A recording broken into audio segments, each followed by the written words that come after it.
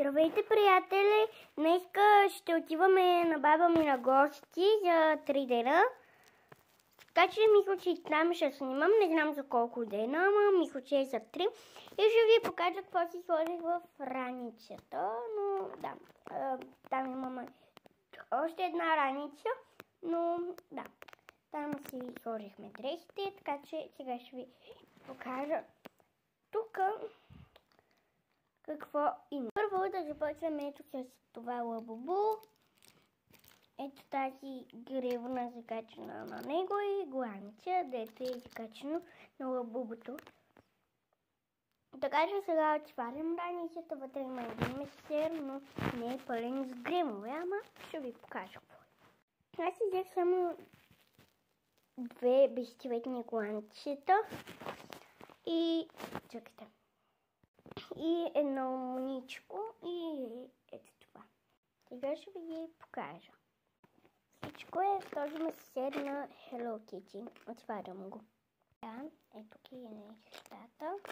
Хора, нали си взех такова? Ама не стане, си взех конец. Как ще правя гривните без конец? Добавяме го. Първо нямам разтеглив конец. Този е обикновен зелен конец. Айде. Маниста. Ето да ги видите. Новите, които ги купих преди 4 дена. Сега ще ви ги покажа. Ето тези.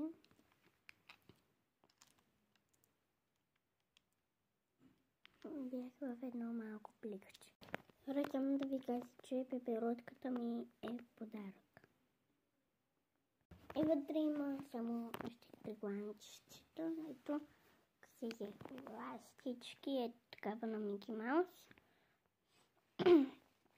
И ето тази, която също е нова и я купих с тези неща.